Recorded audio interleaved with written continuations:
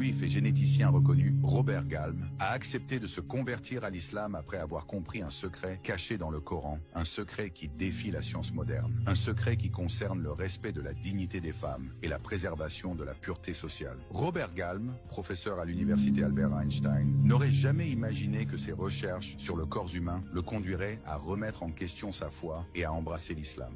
Pourquoi a-t-il choisi de se convertir après des années de carrière scientifique et de dévouement à la recherche médicale?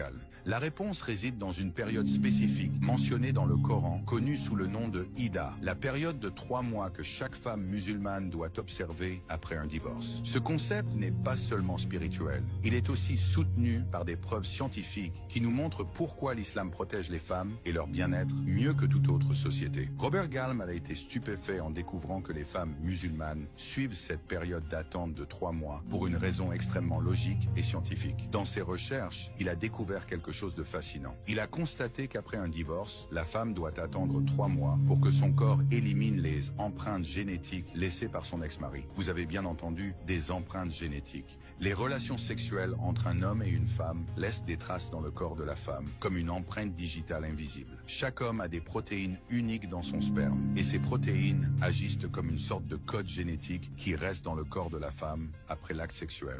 En l'absence de relations sexuelles régulières, ces empreintes disparaissent avec le temps. Une étude scientifique a révélé que l'empreinte d'un homme disparaît entièrement après 3 mois. Pourquoi 3 mois? Précisément parce que c'est la durée qu'il faut pour que le corps de la femme élimine toutes les traces d'un ancien partenaire. Après cette période, elle est prête à recevoir un nouveau code génétique, c'est-à-dire un autre homme. Ce n'est pas une théorie, c'est un fait scientifique prouvé par les recherches menées par des généticiens. Cela ne s'arrête pas là. Robert Galm a mené une étude sur des communautés musulmanes en Afrique et a découvert que les femmes de ces communautés portaient uniquement les empreintes génétiques de leur mari. Ces femmes étaient fidèles à leur mari et leur corps ne contenait que l'empreinte de l'homme avec lequel elles étaient remariées. Mais ce qui est encore plus choquant, c'est qu'il a comparé les résultats avec des recherches menées dans des villages non musulmans en Amérique. Là, il a trouvé que les femmes enceintes portaient des empreintes génétiques de plusieurs hommes, prouvant qu'elles avaient eu des relations extra-conjugales. Les conséquences de ces découvertes sont dramatiques. Les femmes qui ont des relations sexuelles avec plusieurs partenaires sans être mariées, ou celles qui se remarient trop tôt après un divorce, mélangent les empreintes génétiques dans leur corps, ce qui peut causer des problèmes graves comme des maladies infectieuses et des complications génétiques. Ce mélange de spermatozoïdes laisse des virus génétiques dans le corps de la femme,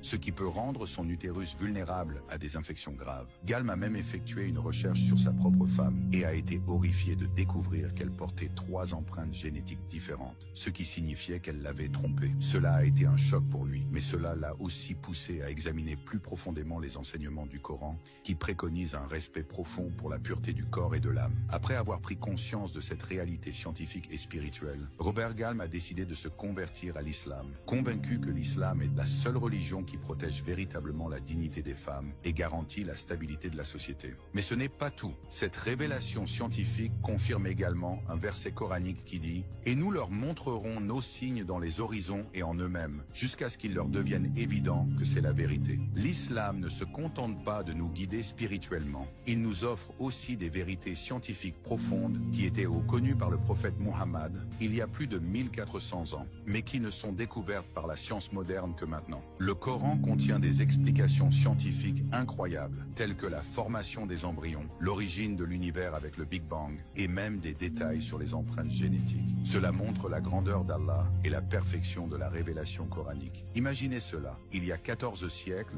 les compagnons du prophète Mohammed entendaient des révélations qui défient l'imagination. À une époque où ils ne pouvaient même pas observer les étoiles aussi clairement que nous, Allah leur a révélé des vérités que nous, avec notre technologie moderne, commençons seulement à comprendre. Ces révélations sont un guide pour nous aujourd'hui. En conclusion, cette étude fascinante sur l'Ida et ses implications scientifiques montre que l'islam est une religion qui comprend et protège la nature humaine dans sa totalité.